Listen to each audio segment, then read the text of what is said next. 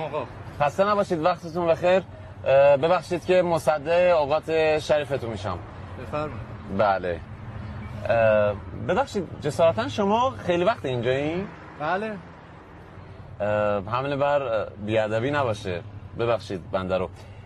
ما 2 حیوان گم کردیم، میخواستم ببینم که شما ندیدینشون؟ چی بوده؟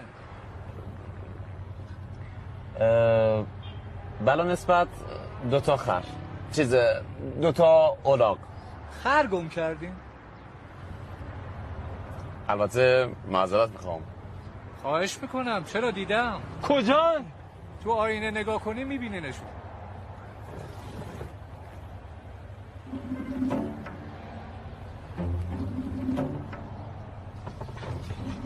برو.